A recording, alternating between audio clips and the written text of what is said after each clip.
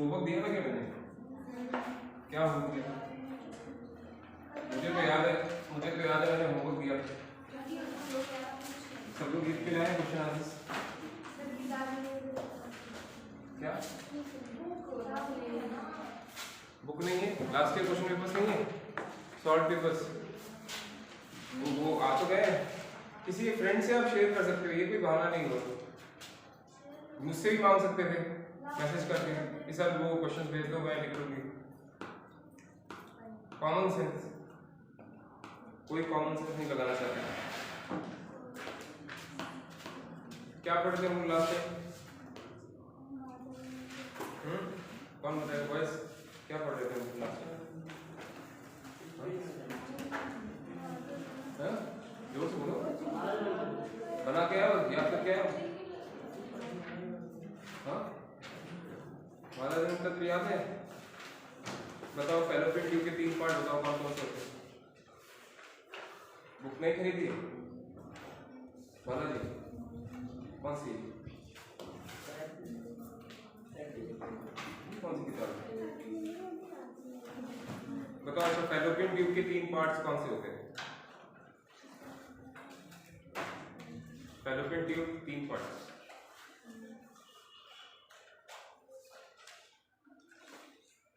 Girls में कौन होता है? हाँ बताओ, हिमांशी ना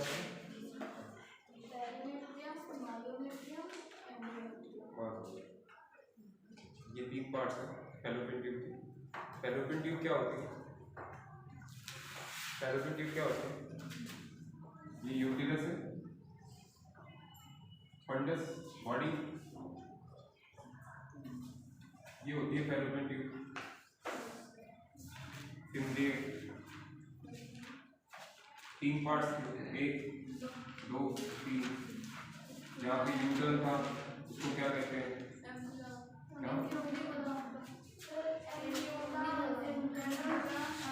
पढ़ो, नहीं पढ़ोगे गड़बड़ करोगे। बहुत बिल्कुल रटा होना चाहिए, मुंह जबानी बिल्कुल पूछते ही बिल्कुल समझ में आना चाहिए। ये क्या है? फनल वाला पार्ट, ये यूटर्न वाला पार्ट, और ये पार्ट ऐसा जो बॉडी से अटैच करता है पूरी ट्यूब को। तो दिस इज क्या है? Infundibulum, funnel like. ये क्या है? यूटर्न जो है एम्प्यूला, और ये क्या है? स्टमक। ऐसा ब्रिज जो ज्वाइन करता है यूटिलस को फैलोपियन ट्यूब से, पूरी फैलोपियन ट्यूब से। 3 पार्ट्स फटाफट बताना है आप लोगों को। पढ़ोगे तो बताओगे बेटो। जो तुम बता रही थी वो क्या है? वो लेयर्स हैं यूटिलस की और फैलोपियन ट्यूब की, लेयर्स हैं वो। फैलोपियन ट्यूब की लेयर्स नहीं पूछा मैंने, पहले सवाल ही भी नहीं सुनते हो आपको लगा फैलोपियन ट्यूब की लेयर पूछ रहा हूँ। सवाल सुनो, फैलोपियन ट्यूब के पार्ट्स पूछा है, पार्ट्स। एक एक चीज को अंडरलाइन करो, क्वेश्चन जब आएगा ना तो उसमें अंडरलाइन करो, पार्ट्स पूछा है, और फिर उसको लिखो आप। ये गलतियां करके मत आ जाना वहां पे, बहुत बड़ा ब्लंडर हो जाए, 0 मिल जाएगा। आता सब कुछ होगा, 0 करके चले आओ। मान लो 3 मार्क का क्वेश्चन था, ये 3 पार्ट्स के बारे में लिखना है और उसके बारे में बताना है। अच्छा 0 मिलता, भले ही उसको आता था, लेकिन सिर्फ उसने इतना ध्यान नहीं दिया कि पार्ट्स पूछा है या लेयर्स पूछी है, इस चीज पे ध्यान नहीं दिया। लेयर्स पूछी होती तो पेरीमेट्रियम, मायोमेट्रियम, एंडोमेट्रियम ये बताना था। पार्ट्स पूछा है तो इनफंडिबुलम, एम्प्यूला, स्टमक ये बताना है। क्वेश्चंस को पढ़ना भी एक बहुत सुनना पढ़ना बहुत इंपॉर्टेंट चीज है। जब क्वेश्चन ही गलत समझोगे, गलत पढ़ोगे या आधा समझोगे तो लिखोगे क्या?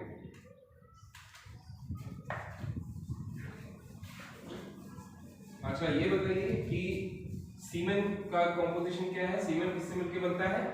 Sperm plus secretion of Cowper's gland, है ना, बल्बोइडल ग्लैंड या seminal, plus secretion of seminal vesicle plus secretion of prostate gland, है ना, तीनों ग्लैंड्स का सिक्रीशन प्लस स्पर्म, ये क्या था? सीमेन।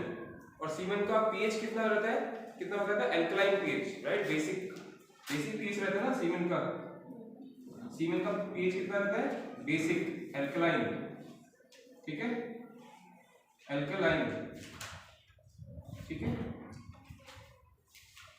समझ रहे हैं आप? अच्छा, जो हमने मादा उसमें यहाँ यूटेरस फिर एक कंस्ट्रिक्टेड पोर्शन था सर्विक्स, उसके बाद एक ट्यूब थी 3 से 4 सेंटीमीटर की, जिसको हम लोग वजाइना कहते हैं। ठीक है, तो वजाइना का पीएच कितना होता है, किसी ने पढ़ा हो तो बताया मुझे। वजाइना का पीएच कितना होता है? एसिडिक पीएच होता है। क्या होता है? एसिडिक। कितना? 2 से 3। कोई बताएगा मुझे कि 3 से 4 होता है? 3 से 4 कितना दिया? 3 से 4 है। हाँ, और एसिडिक होता है। ठीक है, अब आप ध्यान दीजिए कि यहाँ पे सीमेन का पीएच है बेसिक और यहाँ पे एसिडिक। ठीक है, आप समझ रहे हैं? और सीमेन का पीएच अल्कलाइन क्यों है? क्योंकि स्पर्म जो है अल्कलाइन पीएच में ही जिंदा रह सकता है। ठीक है, तो इसका जो बेस होगा वो वजाइना की एसिड को काउंटर करेगा ताकि स्पर्म जिंदा रहे और ट्रेवल करे। समझ रहे हैं? ट्रांसफर हो सके आसानी से। नंबर 1। दूसरा, क्योंकि वजाइनल जो ओपनिंग होती है वो एनवायरनमेंट से एक्सपोज रहती है, इसलिए इसका पीएच एसिडिक होता है और बैक्टीरियाज को किल करता है। बैक्टीरिया ग्रोथ नहीं हो सकते। ठीक है, कोई बीमारी नहीं होगी बिकॉज ऑफ एसिडिक पीएच। ठीक है, कोई डिजीज, कोई प्रॉब्लम स्किन रिलेटेड या कैसे भी डिजीज क्यों नहीं होगी? क्योंकि वो एसिडिक पीएच है और वहां पे बैक्टीरियल ग्रोथ नहीं होगी, अननेसेसरी बैक्टीरियल ग्रोथ नहीं होगी। ठीक है, जीवाणुओं का ग्रोथ नहीं होगा। तो दिस इज द इंपॉर्टेंस। ये लिख दिया ना आपने, नोट कर लीजिए इसे। ठीक है, पीएच कितना है? 3 से 4 और एसिडिक रहता है। एसिडिक पीएच क्या रहता है? Acidic 3 to 4 vagina. ठीक है, वजाइनल सिक्रीशन का। ठीक है, और क्या रहता है? एंटी बैक्टीरियल रहता है। Anti bacterial.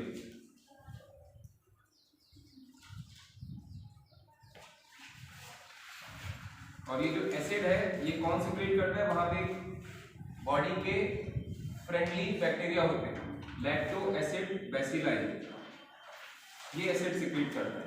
Lacto acid bacilli, lacto acid bacilli, ये बैक्टीरिया का नाम है। ये बैक्टीरिया वहां प्रेजेंट रहते हैं, ये हमारे यूजफुल, बॉडी के यूजफुल बैक्टीरिया है, तो इसकी वजह से ये एसिड प्रोड्यूस होता है। ठीक है, ये नोट कर लीजिए।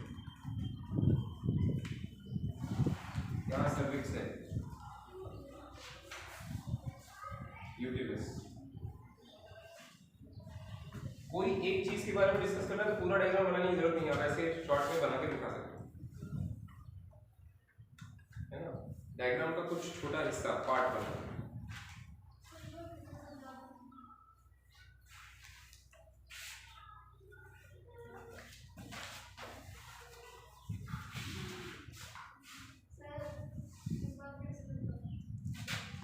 क्या होता है?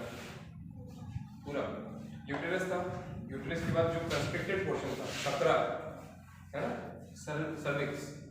ठीक है, सर्विक्स के बाद जो 3 से 4 सेंटीमीटर की एक ट्यूब होती है उसे क्या कहते हैं? वजाइना। ठीक है, वजाइना के कुछ सिक्रीशंस होते हैं, द्रव होते हैं। ठीक है, कौन सिक्रीट करता है? वो बैक्टीरिया। कौन सा? लैक्टो एसिड बैसिलाई, नाम में एसिड है ए। ठीक है, तो ये क्या सिक्रीट करता है? एसिड, जिसकी वजह से वहां का जो मीडियम है, एनवायरनमेंट, ये एनवायरनमेंट कैसा रहेगा? एसिडिक रहेगा।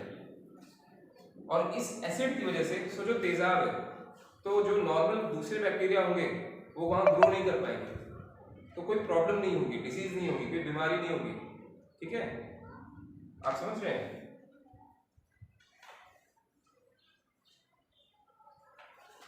तो ये एंटी बैक्टीरियल होता है, ये जो मीडियम होता है, एनवायरनमेंट होता है, ये एंटी बैक्टीरियल होता है वजाइना का एनवायरनमेंट। और पीएच कितना रहता है? 3 से 4।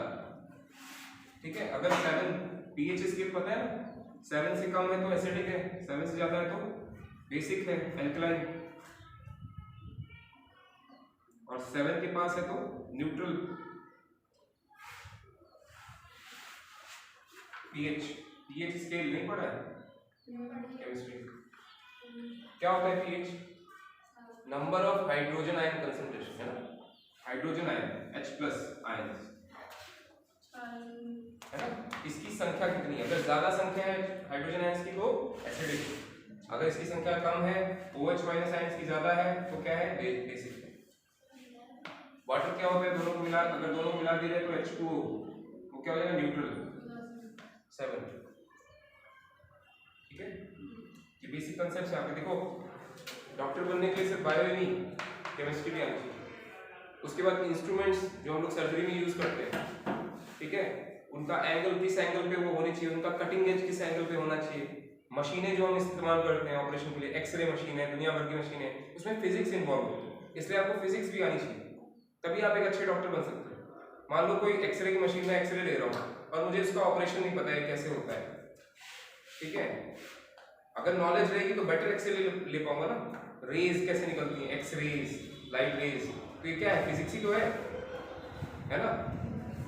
कितने एंगल पे मेरा इंस्ट्रूमेंट बेंड हुआ है ना, कौन सा इंस्ट्रूमेंट मैं यूज करूं तो उससे कैसा कट मैं दूंगा, सर्जिकल कट, ठीक है, कौन सी नीडल सेलेक्ट करूं कि उससे अच्छे से टाके सूचरिंग कर पाऊं, ठीक है, और उन सूचरिंग के बनने का प्रिंसिपल क्या होता है, वो सारे फिजिक्स पे डिपेंड करते हैं। इसलिए एक अच्छा डॉक्टर बनने के लिए या एक अच्छा मेडिकल प्रैक्टिशनर बनने के लिए आपको फिजिक्स और केमिस्ट्री की नॉलेज बहुत जरूरी है, क्योंकि जब बायो पढ़ोगे तो उसमें फिजिक्स और केमिस्ट्री खूब भर भर के आने वाला है, इसलिए आपको फिजिक्स और केमिस्ट्री भी रहता है नीट में, समझ रहे हैं। तो जितना ये स्ट्रॉन्ग है उतना फिजिक्स और केमिस्ट्री भी होना चाहिए, पर ये ज्यादा होना चाहिए क्योंकि ये ऑब्वियस सी बात है, ये ज्यादा मार्क्स के लिए पूछा जाता है। और फिर आपको बायो भी पढ़ना है आगे फील्ड में, समझा, कुछ और किसी और वॉइस लिख रहे हो, नोट कर रहे हो, लिखते नहीं हो तुम, डायग्राम बनाया क्या, ये मिटता नहीं है।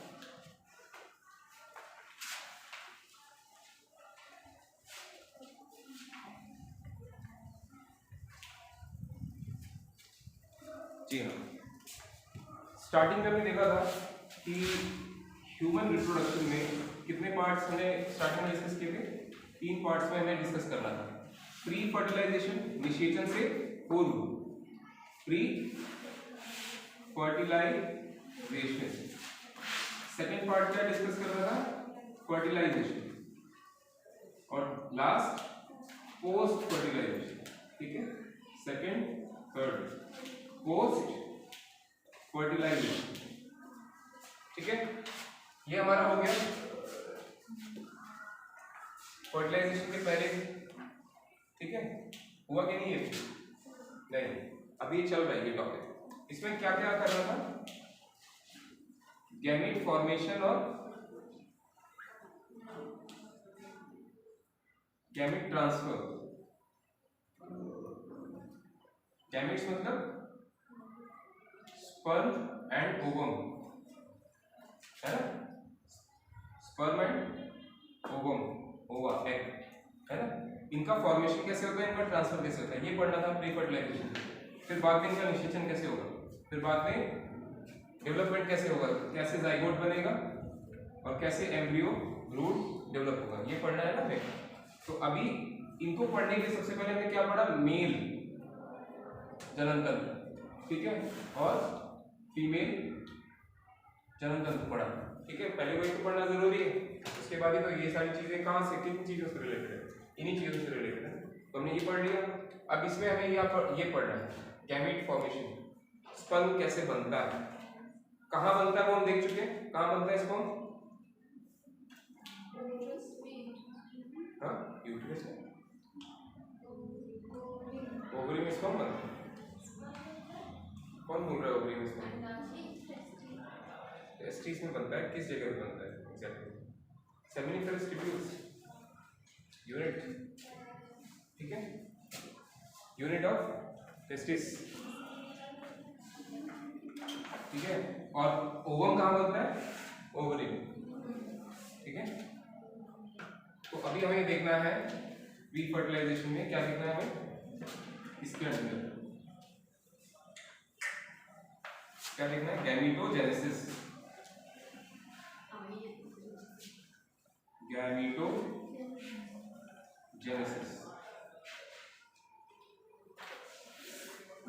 और फीमेल्स में, ठीक है। मेल्स में क्या कहते हैं, क्या कहते हैं, स्पर्मेटोजेनेसिस, स्पर्म का फॉर्मेशन, स्पर्मेटोजेनेसिस। और फीमेल्स में क्या कहते हैं, oogenesis, जेनेसिस, ठीक है। स्पर्मेटोजेनेसिस, oogenesis, किसका फॉर्मेशन, स्पर्म का फॉर्मेशन। इसमें किसका फॉर्मेशन होता है, ओवा का, ओवम का फॉर्मेशन, ओवम फॉर्मेशन, निर्माण, आप हिंदी में भी लिख सकते हो इसको, ओवम निर्माण, ठीक है। यहाँ पे स्पर्म का फॉर्मेशन, ठीक है। कहाँ होता है, टेस्टिस पे, किधर, सेमिनिफेरस ट्यूब्यूल्स में, आप लोग पूरा लिखा चार्ट में लिखा हूँ एसटी, सेमिनिफेरस ट्यूब्यूल्स। ये कहाँ होता है, ओवरी, एग्जैक्टली कहाँ होता है वो भी देखेंगे, ओवरी में किस तरीके से होता है सब देखेंगे, ठीक है। आज हमें ये देखना है मेंस का, ठीक, नोट कर लिया, चलिए। सेमिनिफेरस ट्यूब्यूल्स मैंने बनाई थी, है ना, इस तरीके से बनाया था ना।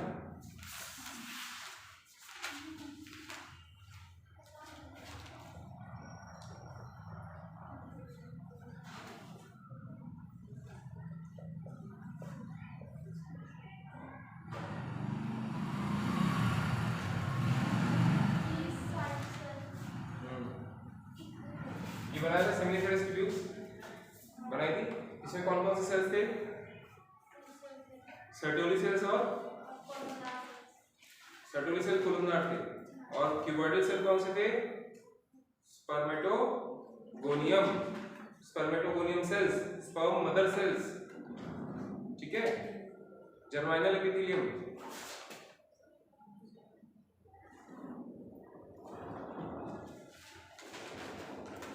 क्लियर।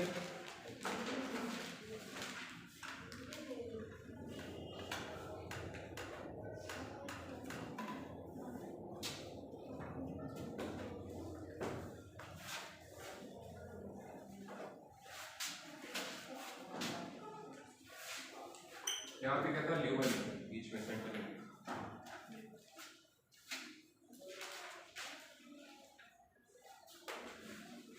स्पर्म कहाँ अटैच रहते हैं, इसमें न्यूट्रिशन लेते रहते हैं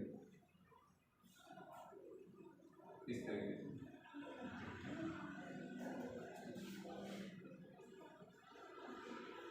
क्या है ये, सर्टोली सेल्स, और ये क्या है,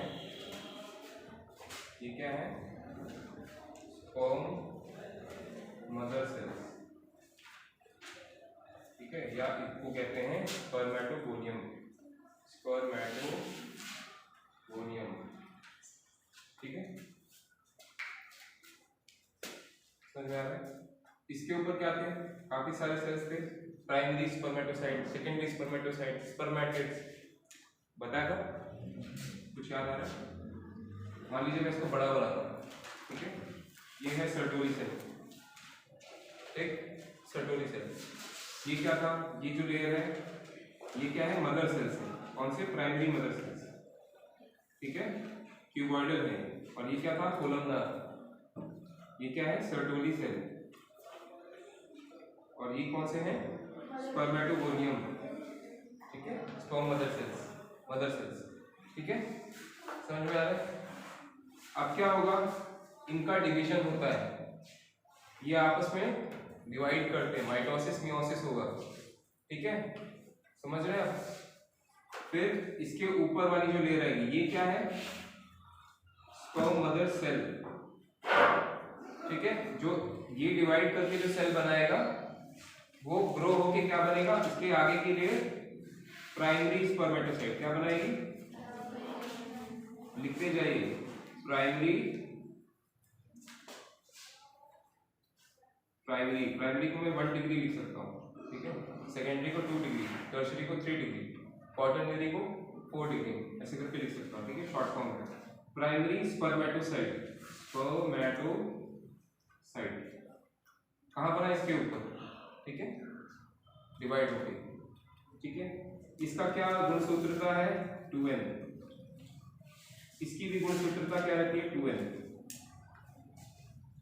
ठीक है। ये लेकिन इसका फायदा क्या है, ये थोड़ा और ग्रो हो जाता है, साइज में बड़ा हो जाता है, ठीक है, क्योंकि इसको अलग से मियोसिस करना है, ठीक है। अब जब इसका मियोसिस होगा आगे क्या होगा, मियोसिस, क्या होगा, मियोसिस, इसका मियोसिस होगा meiosis 1, stage meiosis 1।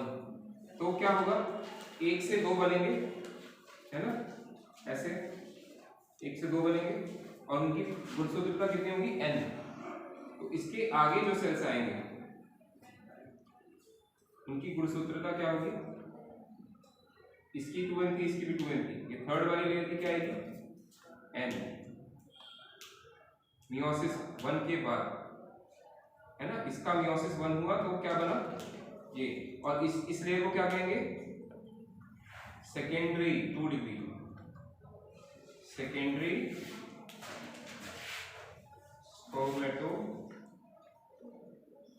Spermatocyte, secondary spermatocyte, ठीक है। अवंतिका फोकस, बाद में पूछोगी, सेकेंडरी स्पर्मेटोसाइट, ठीक है। अब क्या होगा, 1 से 2 बने, एक 2n था, है ना, इसका मियोसिस 1 हुआ, मियोसिस 1 हुआ तो क्या बनते हैं, 2 n के गुणसूत्रता वाले 2 क्या बनेंगे, सेकेंडरी स्पर्मेटोसाइट, क्या बनेंगे, सेकेंडरी स्पर्मेटोसाइट। अब इनका भी क्या होगा, मियोसिस 2 होगा, क्या होगा, मियोसिस 2, तो इनसे भी 2 बनेंगे और इससे भी 2 बनेंगे, कितने हो गए टोटल, 4। यानी एक स्पर्म मदर सेल से, एक स्पर्म मदर सेल से कितने स्पर्म बनेंगे टोटल, ये स्पर्मेटिड्स हैं, ये फर्दर इनका डेवलपमेंट होगा तब जाके स्पर्म बनेंगे, इनको क्या कहते हैं, स्पर्मेटिड्स, ठीक है। और फर्दर इनका डेवलपमेंट होगा, टेल वेल जब आ जाएगी, समझ रहे हैं, जब टेल वेल आ जाएगी तो क्या बन जाएंगे, ये स्पर्म, इस तरीके से, ठीक है, 1 2 3 और ये 4, इस तरीके से स्पर्म बन जाएंगे। तो एक स्पर्म मदर सेल से कितने स्पर्म बनेंगे, 4, टोटल 4, ठीक है। यही चीज मैं यहाँ पे भी दिखा रहा हूँ, वहां जैसे दिखाया है, यहाँ पे क्या होगा, सेकेंडरी स्पर्मेटोसाइट, फिर इसके बाद क्या बनेंगे, स्पर्मेटिड्स, वो अलग हो जाएंगे, वो एक साथ बॉल के साथ नहीं, वो अब धीरे धीरे अलग होने लगेंगे, देख रहे हो आप, ये इनकी भी गुणसूत्रता क्या रहेगी, n, और ये मियोसिस 2 के बाद बने, मियोसिस 2 के बाद, आफ्टर मियोसिस 2, ठीक है। ये रफ नोट्स है, कि मैं दिखाता हूँ कैसे होता है, मियोसिस 2, ये क्या बने हैं, स्पर्मेटिड्स, क्या बने हैं, स्पर्मेटिड्स, ठीक है। और फिर जब ये फर्दर डेवलप होंगे, जब इनमें टेल लग जाएगी तो ये घूम के कहाँ आ जाएंगे, इसमें एम्बेडेड हो जाएंगे, सर्टोली सेल। अब आपको समझ में आ रही कहानी, धीरे धीरे डेवलप हुए, आपके फिर इसमें इनका हेड एम्बेड हो गया, इसके लिए न्यूट्रिशन के लिए, पोषण के लिए, ठीक है। इस तरीके से डेवलपमेंट होता है, ठीक। सेंटर में ल्यूमेन है, जब जरूरत पड़ेगी तो यहाँ से स्पर्म निकल के ल्यूमेन के थ्रू इसमें चले जाएंगे, रेटेटेस्टिस, रेटेटेस्टिस से फिर वासा इफरेंशिया, फिर एपिडिडाइमिस, है ना। तो यहाँ से सेमिनिफेरस ट्यूब्यूल से लेकर स्पर्म का एपिडिडाइमिस तक पहुंचना है, इसको क्या कहते हैं, स्पर्मिएशन। और वासा डिफरेंस से सडन बाहर जाना स्पर्म का, उसको कहते हैं इजैकुलेशन, आपको बताया मैंने पहले, ठीक है। इतना इतना बना लीजिए, साफ सुथरा बना लीजिए, बना लिया ना सबने,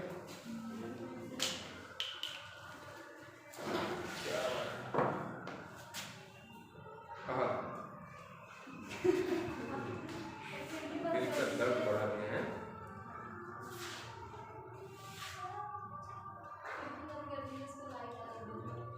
बंद करो वन पब्लिक डिमांड आगे वाली पीछे वाली आगे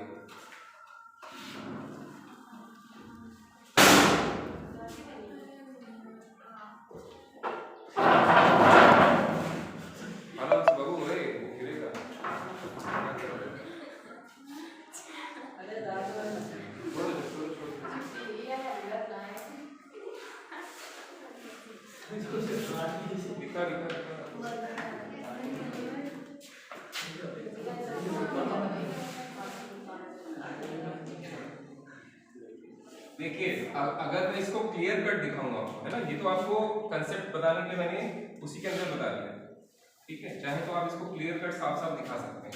क्या होता है सबसे पहले स्पर्म मदर सेल, ठीक, इसको हम क्या कहते हैं, स्पर्मेटोगोनियम,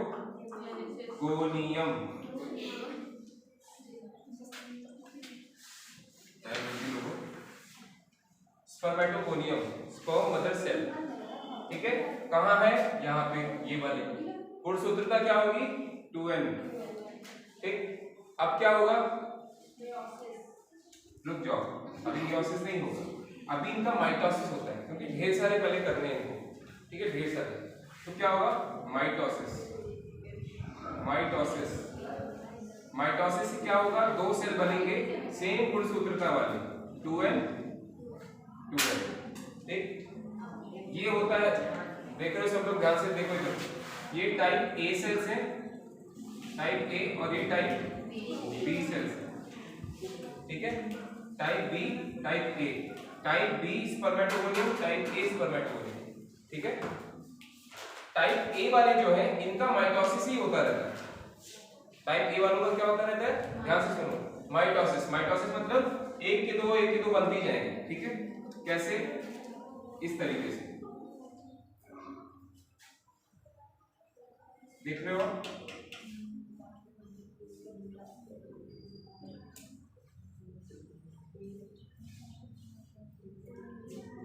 और सबकी गुणसूत्रता क्या रहेगी 2n, 2n, क्योंकि माइटोसिस ही होता जा रहा है।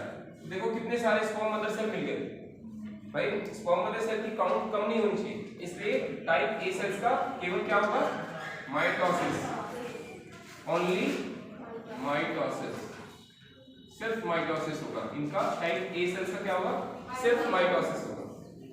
टाइप बी सेल्स जो होते हैं उनसे बनेंगे क्या, हमारे स्पर्म सेल्स, ठीक है। और वो कैसे बनेंगे, इनका क्या होगा, इसका क्या होगा, ग्रोथ, ये बड़ा हो जाएगा, ठीक है। ये ऐसे नहीं जाएगा, इसके जैसे नहीं जाएगा, ये क्या हो जाएगा, बड़ा हो जाएगा, ठीक है, ग्रो हो जाएगा। इसकी प्लॉइडी भी 2n ही रहेगी। जब ये बड़ा हो जाएगा तो इसको कहेंगे प्राइमरी स्पर्मेटोसाइट, क्या कहेंगे, प्राइमरी यानी 1 डिग्री, है ना, स्पर्मेटोसाइट, ठीक है।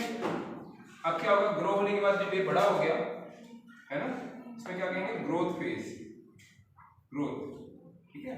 जब ग्रोथ हुई, बड़ा हो गया, तो इसको क्या कहें, प्राइमरी स्पर्मेटोसाइट, है ना। इसकी गुणसूत्रता 2n रहेगी, ठीक है।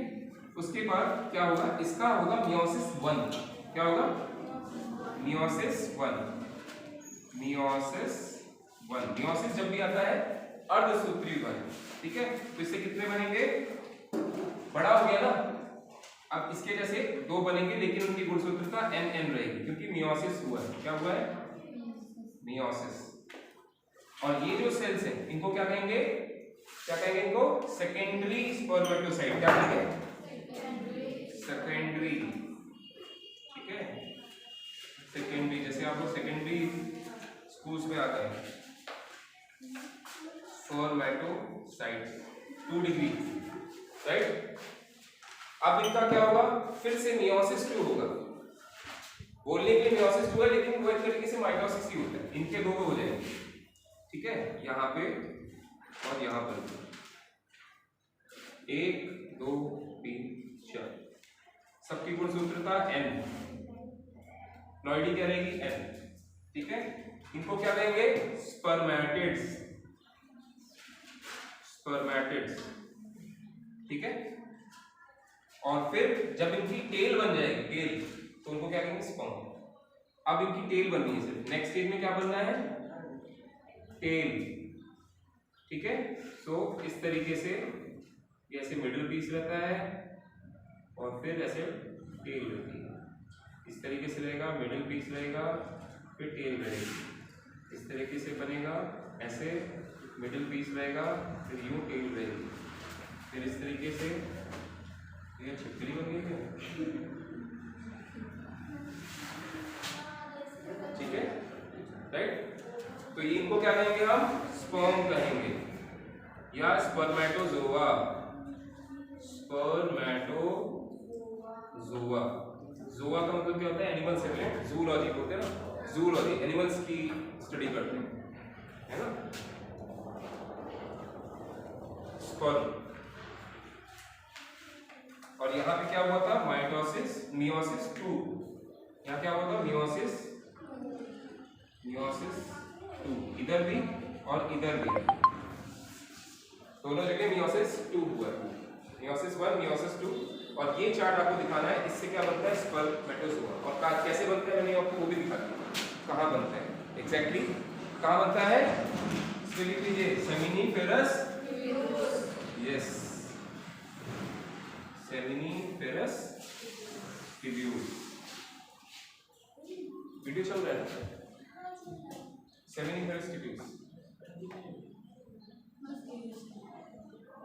इतना समझा? किसी को कोई डाउट? बना लो फटाफट, बना लिया ना सबने?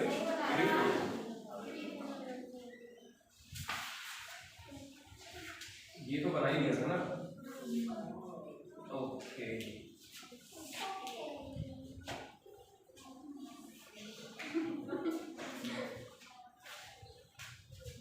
अच्छा ये कब चालू होता है? इसका हार्मोनल रेगुलेशन भी समझ लेते हैं। कब चालू होता है स्पर्म बनना? स्पर्म बनना कौन सी एज में चालू होता है? मैंने बताया था जब मेल्स 12 से 13 साल के हो जाते हैं। अबे वो लड़कियों के, हाँ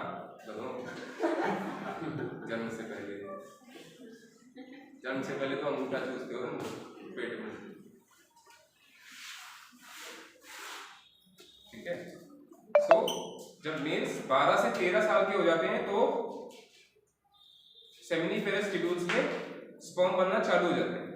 लेकिन होता कैसे? उसको हार्मोन्स, कौन से हार्मोन्स उनको रेगुलेट करते हैं? कोई बताएगा कौन से हार्मोन्स? पढ़ा है किसी ने चैप्टर पूरा? मिश्रा जी पढ़ा है?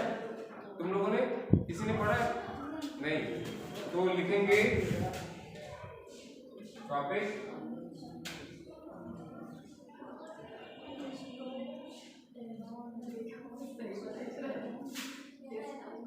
इसमें एक चीज पहले ऐड करो,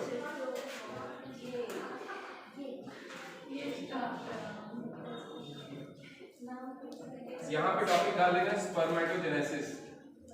स्पर्मेटोजेनेसिस, ठीक है, इस चार्ट के ऊपर। ठीक है, ये 2 स्टेज में होता है। कौन कौन सी?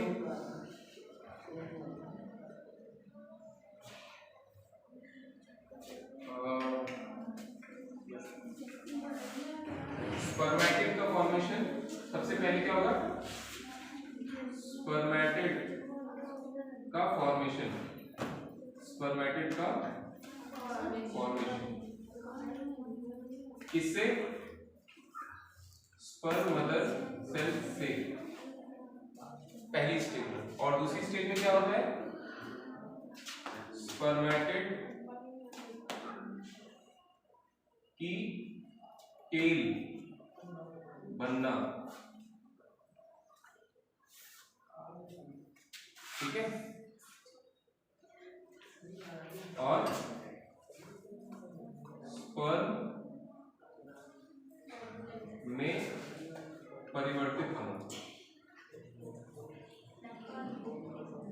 ठीक है, स्पर्म में परिवर्तित होना, इसको क्या कहते हैं? इस प्रोसेस को, जो बी वाला प्रोसेस है, इसको क्या कहते हैं? स्पर्मियोजेनेसिस। या क्योंकि इसमें टेल भी बनती है इसलिए इसको हम लोग कहते हैं स्पर्मोटीलियोसिस। टेल बनती है ना, टीलियोसिस, स्पर्मोटीलियोसिस या स्पर्मियोजेनेसिस। किस प्रोसेस को कहते हैं? बी वाले प्रोसेस।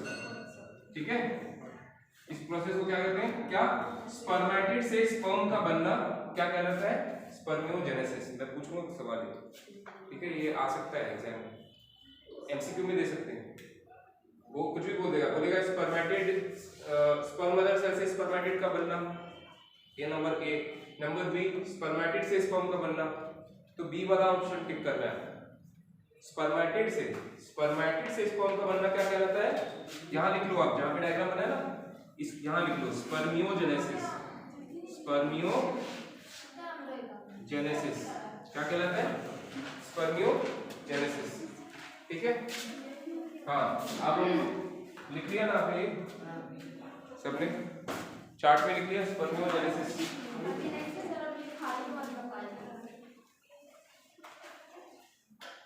ये समझा ना? हाँ, मैं क्या कह रहा था, कौन से हार्मोन्स रेगुलेट करते हैं स्पर्म बनने के लिए, है ना? कोई तो होना चाहिए मोटिवेट करने वाला। जैसे सवेरे 4 बजे आपको उठना है, तो यदि कोई मोटिवेट करने वाला कि बेटा नहीं उठो, आप उठ सकते हो, एक्सरसाइज करो, फिट रहो, तो आदमी, समझ रहे ना क्या हुआ? तो मोटिवेट कौन करता है? हार्मोन्स कौन से मोटिवेट करते हैं? FSH, LH, टेस्टोस्टेरोन, ये सारे हार्मोन्स। 3 हार्मोन्स कौन से बताए मैंने? FSH, LH और टेस्टोस्टेरोन। ठीक है, कैसे सीक्रेट होते हैं? जब 12-13 साल का कोई मेल हो जाता है, तो उसकी जो हाइपोथैलेमस वाली ग्लैंड है, ध्यान से सुनो, हाइपोथैलेमस बताया था ना, हाइपोथैलेमस और पिट्यूटरी 2 ग्लैंड रहती हैं आपके ब्रेन के अंदर। ठीक है, तो हाइपोथैलेमस वाली जो ग्लैंड है, उससे गोनाडोट्रोपिन रिलीजिंग हार्मोन रिलीज होता है। गोनाडोट्रोपिन, कौन से गोनाडोट्रोपिन होते हैं? FSH और LH, इनको हम गोनाडोट्रोपिन कहते हैं। ठीक है, गोनाडोट्रोपिन हार्मोन कौन से होते हैं? FSH और LH। और ये FSH और LH कहां से सीक्रेट होते हैं? पिट्यूटरी ग्लैंड से, एंटीरियर, आगे की पिट्यूटरी ग्लैंड से, आगे के हिस्से से, एंटीरियर पोर्शन से। ठीक है, तो हाइपोथैलेमस ने किसको प्रेरित किया? पिट्यूटरी ग्लैंड को। क्या सीक्रेट करने के लिए? गोनाडोट्रोपिन हार्मोन्स रिलीज करने के लिए। कौन से हार्मोन्स रिलीज होंगे पिट्यूटरी से? फिर जब पिट्यूटरी प्रेरित हो जाएगी तो कौन से हार्मोन्स रिलीज होंगे? गोनाडोट्रोपिन, जिनको हम लोग क्या कहते हैं? FSH या LH, फॉलिकल स्टिमुलेटिंग हार्मोन या luteinizing hormone.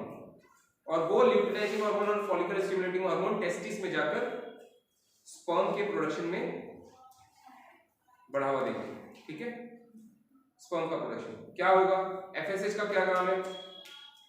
Follicle stimulating hormone का काम है मदर सेल से स्पर्म का बनना। ठीक है, और सर्टोली सेल को प्रेरित करना कि वो एंड्रोजन बाइंडिंग प्रोटीन रिलीज करे, जिससे टेस्टोस्टेरोन आके बाइंड हो जाएगा। टेस्टोस्टेरोन आके बाइंड हो जाएगा। और टेस्टोस्टेरोन कहां से रिलीज होगा? इंटरस्टिशियल सेल से, जो बीच में बनाए थे, सेमिनिफेरस ट्यूब्यूल्स के बीच में जो सेल्स बनाए थे। ठीक है, लेडिक सेल्स, जो मैंने कहा लेडिक सेल्स, वहां से क्या रिलीज होगा? टेस्टोस्टेरोन। ठीक है, और वो स्पर्म फॉर्मेशन में हेल्प करेगा। ठीक है, तो एट प्यूबर्टी, प्यूबर्टी का मतलब, इसको हिंदी में क्या कहते हैं आप लोग?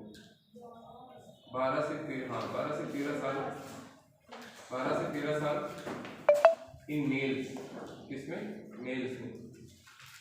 ठीक है, ऊपर लिखेंगे हार्मोन्स का नियंत्रण, हार्मोन्स का रेगुलेशन, नियंत्रण, हार्मोन्स का नियंत्रण पढ़ रहे हैं। प्यूबर्टी में 12-13 साल का जब होगा, तो उसकी जो हाइपोथैलेमस ग्लैंड होगी, कौन सी ग्लैंड? हाइपोथैलेमस ग्लैंड, किसकी? मेल की। 12-13 साल का जो मेल है, वो किसको प्रेरित करेगा? पिट्यूटरी ग्लैंड को। कौन सी पिट्यूटरी ग्लैंड?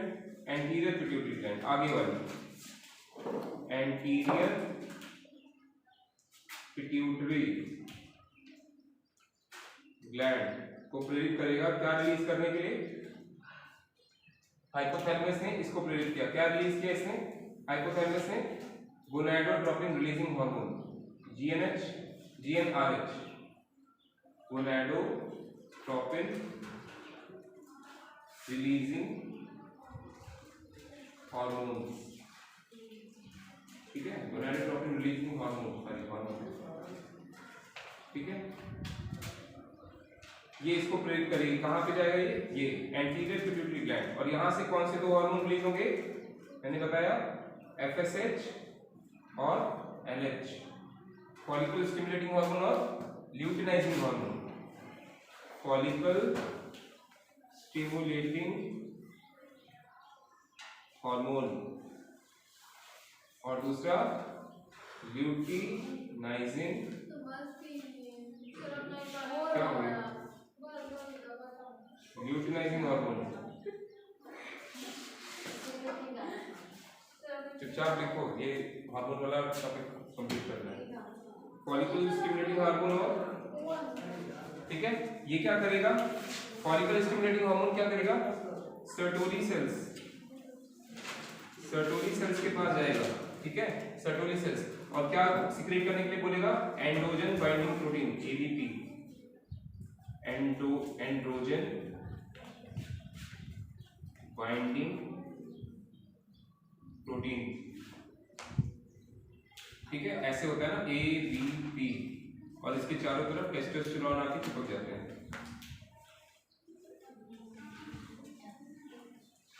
टेस्टोस्टेरोन, ठीक है। और ल्यूटिनाइजिंग हार्मोन किसको प्रेरित करेगा, लेडिक सेल्स को प्रेरित करेगा। ल्यूटिनाइजिंग हार्मोन का दूसरा फॉर्म होता है, दूसरा नाम होता है ICSH, interstitial cell stimulating hormone. Interstitial cell stimulating hormone यानी लेडिक सेल्स को प्रेरित करेगा। लेडिक सेल्स कहाँ के, लेडिक सेल्स पता है आपको, मैंने ये बनाए थे ना, सेमिनिफेरस ट्यूब्यूल्स बनाए थे कई सारे, है ना, ऐसे कई सारे सेमिनिफेरस ट्यूब्यूल्स बनाए थे, इनके बीच में जो सेल्स थे बताया था ना, लेडिक सेल्स होते हैं। कौन से होते हैं, ये होते हैं लेडिक सेल्स, बीच वाले, इंटरस्टिशियल सेल्स बीच वाले, ठीक है। ये क्या सिक्रीट करते हैं, टेस्टोस्टेरोन,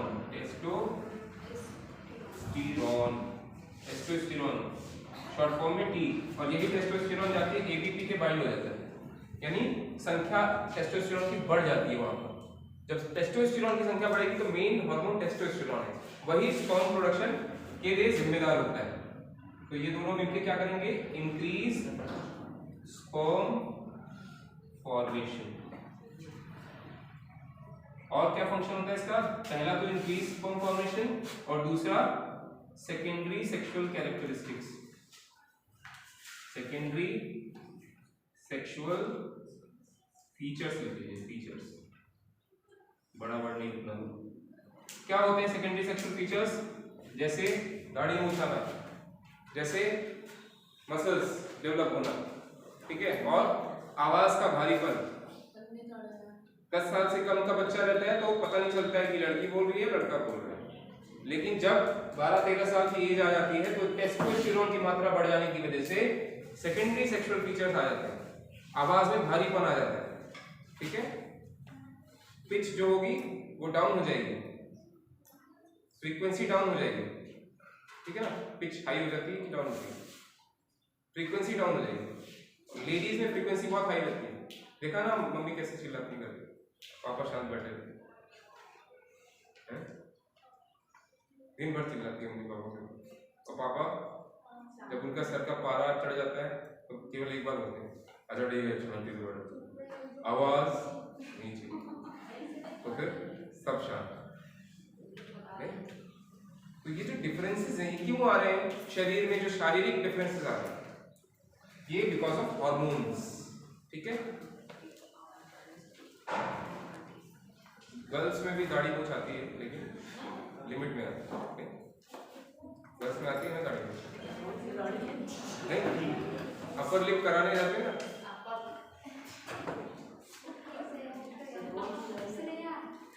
अपर लिप जाते कौन करता है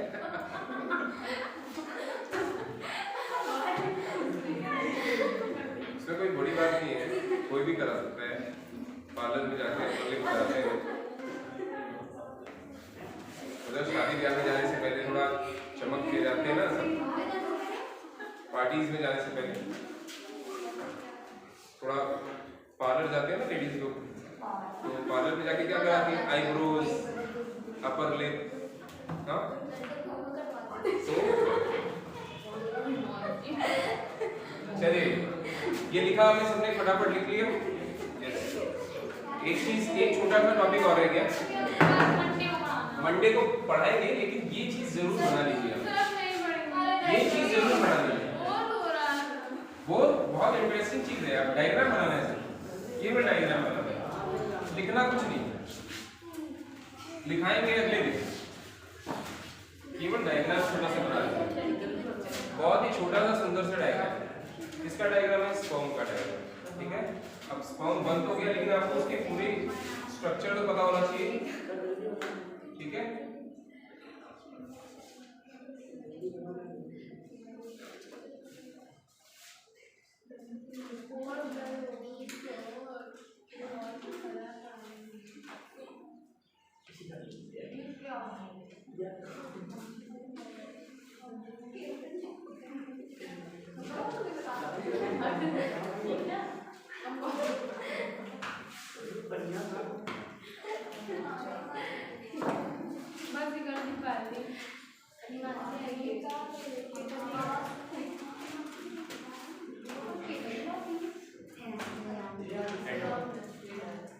ये है स्पर्म या स्पर्मेटोजोआ का डायग्राम।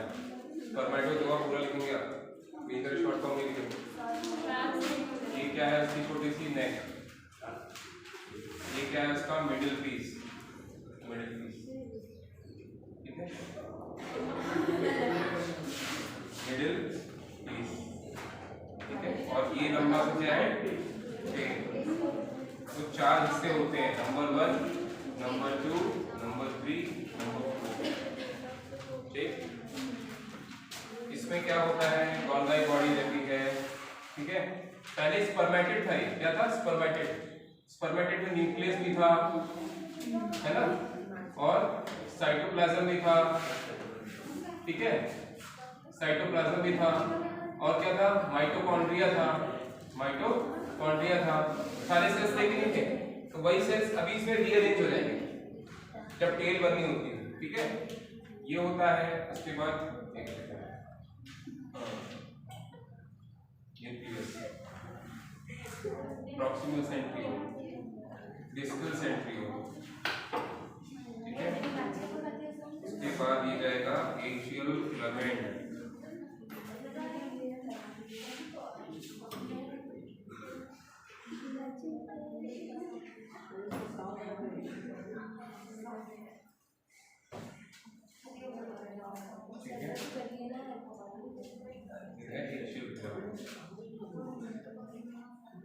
ये है स्पाइरल माइटोकॉन्ड्रिया,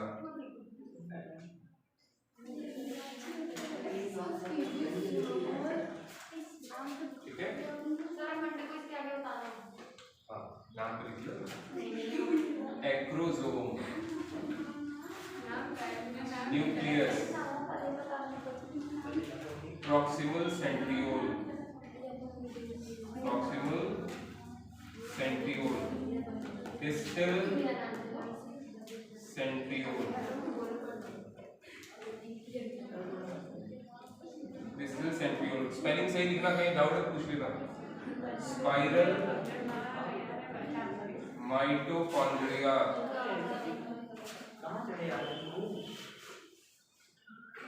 फिर यहाँ आता है रिंग सेंट्रियोल, एक आता है रिंग सेंट्रियोल,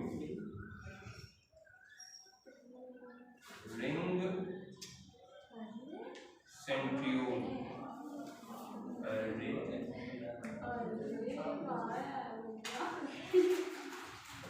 ये है एक्सियल फिलामेंट,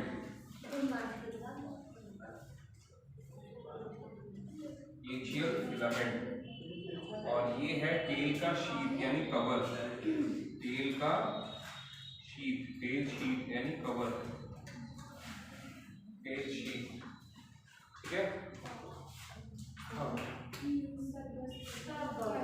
सुन तो लो, सिर्फ सुन लो, लिख नहीं रहे कुछ, सुन लो, केवल सुन लो। सेंट्रियोल कितने बनाए मैंने, 3, प्रॉक्सिमल सेंट्रियोल, डिस्टल सेंट्रियोल और रिंग सेंट्रियोल, ठीक है। और क्या बनाया, हेड में क्या क्या लिखा है, एक्रोसोम और न्यूक्लियस, ठीक है। न्यूक्लियस में क्या रहता है, मेन जेनेटिक मटेरियल, ठीक है। आपका न्यूक्लियस में क्रोमोसोम जो भी ट्रांसफर होने हैं जेनेटिक्स, ठीक है। जेनेटिक्स कैसा होगा बच्चा, पिताजी पे जाएगा, माताजी पे जाएगा, जेनेटिक इंफॉर्मेशन, ठीक है। लंबा होगा, छोटा होगा, एवरेज होगा, मोटा होगा, ठीक है, डायबिटीज होगी कि नहीं होगी, ये सारी चीजें जेनेटिक मटेरियल न्यूक्लियस के थ्रू जाएंगे, ठीक है। प्रॉक्सिमल सेंट्रियोल, डिस्टल सेंट्रियोल, और ये क्या है, माइटोकॉन्ड्रिया। इसमें माइटोकॉन्ड्रिया कैसा होता है, स्पाइरल रहता है। क्या काम होता है इसका, एनर्जी देना, ठीक है। उसके बाद रिंग सेंट्रियोल रहता है, उसके बाद एक्सियल फिलामेंट रहता है जो कि टेल को बनाने में काम आता है, टेल को बनने में मदद करता है। और टेल का काम क्या होता है, मूवमेंट, मूव कराने में, ठीक है ना, मूव कराने में। एक्रोसोम का क्या काम होता है, ये ऐसे कुछ हार्मोन्स या कुछ सिक्रीशन रिलीज करता है जो कि ओवम, एग के अंदर एंटर करने में मदद करता है, एग के अंदर एंटर करने में मदद करता है, किसको, स्पर्म को। न्यूक्लियस का काम पता चल गया, जेनेटिक इंफॉर्मेशन को ट्रांसफर करता है। एक्रोसोम ये गोल्गी बॉडी से बनता है, जीबी, गोल्गी बॉडी से बनता है, ब्रैकेट में लिखो जीबी, गोल्गी बॉडी, ठीक है। ये क्या करता है, इसका क्या काम है, मैंने बताया, स्पर्म को एग में एंटर करने में हेल्प करता है by producing some hydrolytic enzymes, hydrolytic enzymes produce करके एग के अंदर एंटर करने में ये मदद करता है, ठीक है। जैसे चाकू है ना, चाकू का सबसे फ्रंट पोर्शन पैना होता है, क्यों, ताकि पेट में अच्छे से, अभी तो पूरा पीछे का पोर्शन घुस पाएगा, तभी आगे का पैना रखे ना, नहीं, आप समझ रहे हैं बात को। अरे एग्जाम्पल कोई दूसरा ले लो, तरबूज ले लो या कुछ ले लो, है ना। तो एग में, एग है ना, वहां पे जब ओवम बनेगा, ओवम, तो उसके अंदर एंटर करने के लिए ये पोर्शन काम आता है, ठीक है। और फिर ये पोर्शन अंदर रिलीज हो जाता है, न्यूक्लियस, ध्यान से इधर, न्यूक्लियस क्या करेगा, जेनेटिक मटेरियल। प्रॉक्सिमल सेंट्रियोल का क्या काम है, प्रॉक्सिमल सेंट्रियोल का काम है जाइगोट में क्लीवेज करवाना, जाइगोट को डिवाइड कराना, डिवाइड होके काफी सारे सेल्स बनाएगा, प्रॉक्सिमल सेंट्रियोल।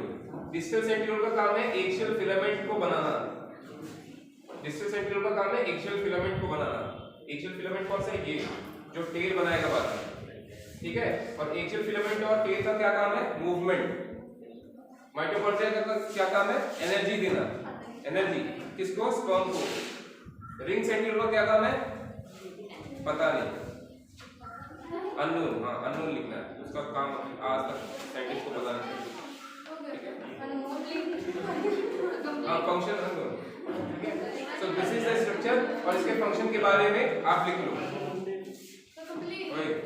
फंक्शन के बारे में लिखो, चलो।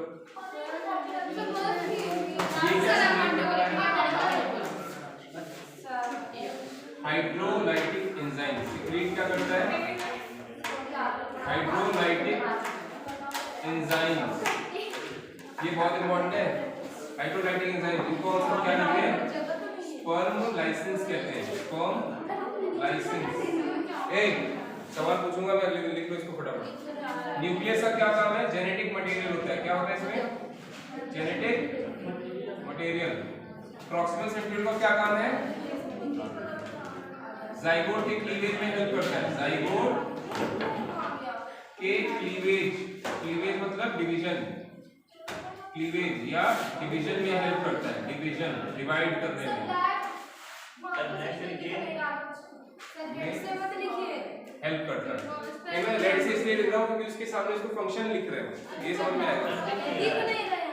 अच्छा अभी दिख रहा है, इतना दिख रहा है, इतना दिख रहा है। डिस्टल सेंट्रियोल क्या करता है, एक्सियल फिलामेंट को बनाना, ठीक है, एक्सियल फिलामेंट को बनाना। स्पाइरल माइटोकॉन्ड्रिया एनर्जी, किसको, स्पर्म को, किसको, स्पर्म को एनर्जी। रिंग सेंट्रियोल का फंक्शन अननोन, ठीक है। एक्सियल फिलामेंट मूवमेंट, और टेल का भी, ये टेल का फंक्शन भी मूवमेंट के लिए।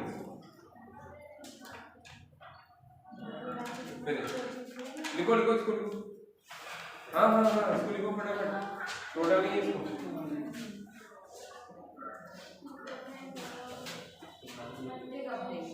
स्पर्मेटोजोआ, शुक्राणु,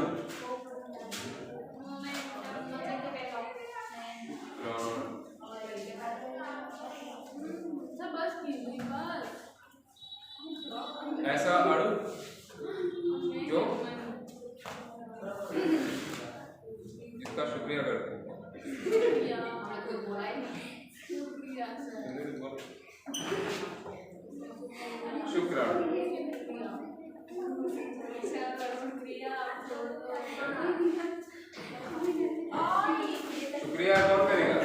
वो हम करेंगे ना।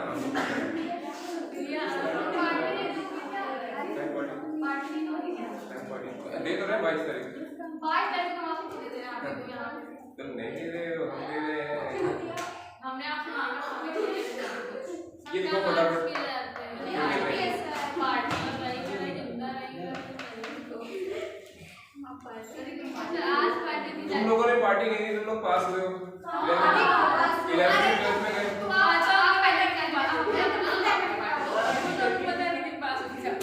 क्या चीज पता था?